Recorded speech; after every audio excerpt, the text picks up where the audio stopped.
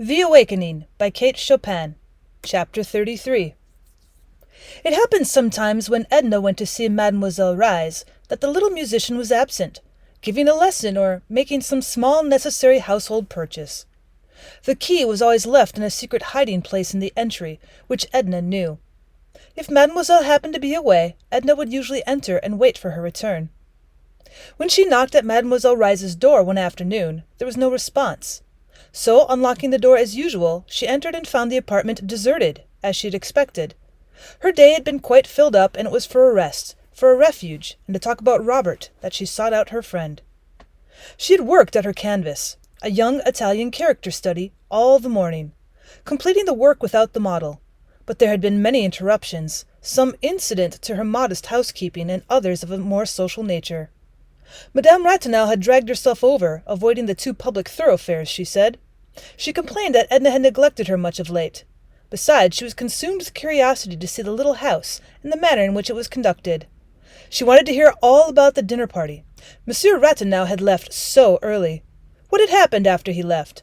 The champagne and grapes which Edna sent over were too delicious. She had so little appetite. They had refreshed and toned her stomach. Where on earth was she going to put Mr. Pontellier in that little house? And the boys? And then she made Edna promise to go to her when the hour of trial overtook her. At any time of the day or night, dear, Edna assured her. Before leaving, Madame Ratinal said, "In some way, you seem to me like a child, Edna. You seem to act without a certain amount of reflection which is necessary in this life.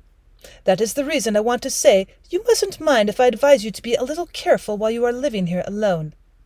Why don't you have someone come and stay with you? Wouldn't Mademoiselle Rise come?" "Well, no, she wouldn't wish to come, and I shouldn't want her to always be with me." "Well, the reason, you know how evil-minded the world is. Someone was talking of Alcée Arobin visiting you. Now, of course, it wouldn't matter if Mr. Arobin had not been such a dreadful reputation. But Monsieur Ratinal was telling me that his attentions alone are considered enough to ruin a woman's name." "Does he boast of his successes?" asked Edna, indifferently, squinting at her picture. "Well, no, I think not. I believe he is a decent fellow as far as that goes. But his character is so well known among the men. I shan't be able to come back and see you. It was very, very imprudent today." "Oh, mind the step," cried Edna. "Don't neglect me," entreated Madame Ratinal, "and don't mind what I said about Arobin or having someone to stay with you." "Well, of course not," Edna laughed. "You may say anything you like to me." They kissed each other good-bye. Madame Ratinal had not far to go, and Edna stood on the porch a while, watching her walk down the street. Then, in the afternoon, Mrs. Merriman and Mrs. Highcamp had made their party call. Edna felt that they might have dispensed with the formality. They had also come to invite her to play the 21 one evening at Mrs. Merriman's. She was asked to go early to dinner, and Mr. Merriman or Mr. Arobin would take her home. Edna accepted in a half-hearted way. She sometimes felt very tired of Mrs. Highcamp and Mrs. Merriman.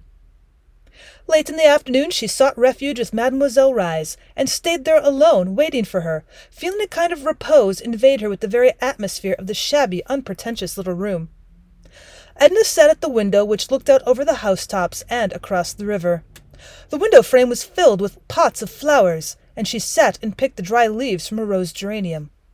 The day was warm, and the breeze which blew from the river was very pleasant. She removed her hat and laid it on the piano. She went on picking the leaves and digging around the plants with her hat-pin. Once she thought she heard Mademoiselle Rise approaching. But it was a young black girl who came in, bringing a small bundle of laundry, which she deposited in the adjoining room, and went away. Edna seated herself at the piano, and softly picked out with one hand the bars of a piece of music which lay open before her. A half-hour went by. There was the occasional sound of people going and coming in the lower hall. She was growing interested in her occupation of picking out the aria, when there was a second rap at the door. She vaguely wondered what these people did when they found Mademoiselle's door locked. "Well, come in," she called, turning her face toward the door. And this time it was Robert Lebrun who presented himself. She attempted to rise. She could not have done so without betraying the agitation which mastered her at the sight of him, so she fell back upon the stool, only exclaiming, "Why, Robert!" He came and clasped her hand, seemingly without knowing what he was saying or doing. "Mrs. Pontellier! How do you happen? Oh, well, how well you look! Is Mademoiselle Rise not here? I never expected to see you." "When did you come back?" asked Edna in an unsteady voice, wiping her face with her handkerchief. She seemed ill at ease on the piano-stool, and he begged her to take the chair by the window. She did so mechanically while he seated himself on the stool. "Well, I returned day before yesterday," he answered, while he leaned his arm on the keys, bringing forth a crash of a discordant sound. "Day before yesterday," she repeated aloud, and went on thinking to herself. Day before yesterday, in a sort of an uncomprehending way. She'd pictured him seeking her at the very first hour, and he'd lived under the same sky since the day before yesterday. Well, only by accident had he stumbled upon her. Mademoiselle must have lied when she said, "Poor fool, he loves you." "Day before yesterday," she repeated, breaking off a spray of Mademoiselle's geranium. "Then if you'd not met me here today, you wouldn't... that is... Didn't you mean to come and see me?" "Well, of course I should have gone to see you. There have been so many things." He turned the leaves of Mademoiselle's music nervously. "I started in at once yesterday with the old firm. After all, there's as much chance for me here as there was there. That is, I might find it profitable some day." The Mexicans were not very congenial. So he had come back because the Mexicans were not congenial, because business was as profitable here as there, because of any reason and not because he cared to be near her. She remembered the days she sat on the floor turning the pages of his letter, seeking the reason which was left untold. She had not noticed how he looked, only feeling his presence, but she turned deliberately and observed him. After all, he had been absent but a few months, and was not changed. His hair, the color of hers, waved back from his temples in the same way as before. His skin was not more burned than it had been at the Grand Isle. She found in his eyes, when he looked at her for one silent moment, the same tender caress, with an added warmth and entreaty which had not been there before. The same glance which had penetrated to the sleeping places of her soul and awakened them.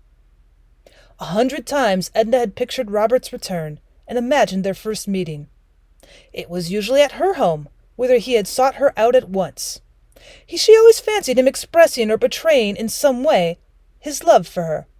And here the reality was that they sat 10 feet apart, she at the window, crushing geranium leaves in her hand and smelling them, and he twirling around on the piano-stool, saying, "I was very much surprised to hear of Mr. Pontellier's absence. It's a wonder Mademoiselle Rise did not tell me. And you're moving. Mother told me yesterday. I should think you would have gone to New York with him, or to Iberville with the children, rather than be bothered here with housekeeping. And you are going abroad too, I hear. Shan't we have you at Grand Isle next summer? It won't seem... Well, do you see much of Mademoiselle Rise? She often spoke of you in the few letters she wrote." "Do you remember that you promised to write me when you went away?" A flush overspread his whole face. "Well, I couldn't believe that my letters would be of any interest to you." "That is an excuse. It isn't the truth." Edna reached for her hat on the piano. She adjusted it, sticking the hat-pin through the heavy coil of hair with some deliberation. "Are you not going to wait for Mademoiselle Rise?" asked Robert. "No, I have found when she's absent this long, she's liable not to come back till late." She drew on her gloves, and Robert picked up his hat. "Won't you wait for her?" asked Edna. "Well, not if you think she'll not be back till late," adding as if suddenly aware of some discourtesy in his speech. "And I should miss the pleasure of walking home with you." Edna locked the door and put the key back in its hiding place. They went together, picking their way across muddy streets and sidewalks encumbered with a cheap display of small tradesmen. Part of the distance they rode in the car, and after disembarking, passed the Pontellier mansion, which looked broken and half torn asunder. Robert had never known the house and looked at it with interest. "I never knew you in your home," he remarked. "I am glad you did not." "Why?" She did not answer. They went on around the corner, and it seemed as if her dreams were coming true after all, when he followed her into the little house.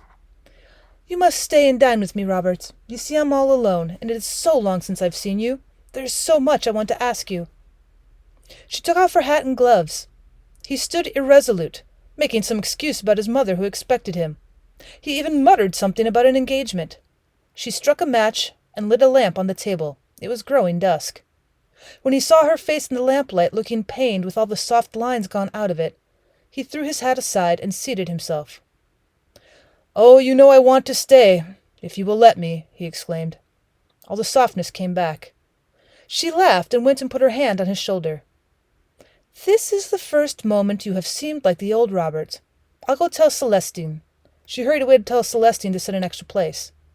She even sent her off in search of some added delicacy which she had not thought of for herself, and she recommended great care in dripping the coffee and having the omelette done to a proper turn. When she re-entered, Robert was turning over magazines, sketches, and things that lay upon the table in great disorder. He picked up a photograph and exclaimed, "Well, Alcée Arobin, what on earth is his picture doing here?" "Oh, I tried to make a sketch of his head one day," answered Edna, "and he thought the photograph might help me. It was at the other house. I thought it had been left there.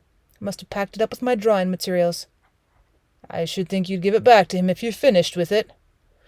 "Oh, I have a great many such photographs. I never think of returning them. They don't amount to anything." Robert kept on looking at the picture. "Well, it seems to me. Do you think his head is worth drawing? Is he a friend of Mr. Pontellier's? You never said you knew him." "Oh, he isn't a friend of Mr. Pontellier's. He's a friend of mine. I always knew him. Well, that is, it is only of late I know him pretty well. But I'd rather talk about you and know what you've been seeing and doing and feeling out there in Mexico." Robert threw aside the picture. "I've been seeing the waves and the white beach of Grand Isle and the quiet grassy street of the Chenier, the old fort at Grande Terre. I've been working like a machine and feeling like a lost soul. There was nothing interesting." She leaned her head upon her hand to shade her eyes from the light. "And what have you been seeing and doing and feeling all these days?" he asked. "I've been seeing the waves and the white beach of the Grand Isle, the quiet grassy street of the Chenier Camarada, the old sunny fort at Grande Terre. I've been working with a little more comprehension than a machine and still feeling like a lost soul. There was nothing interesting." "Mrs. Pontellier, you are cruel," he said with feeling, closing his eyes and resting his head back in his chair. They remained in silence till old Celestine announced dinner.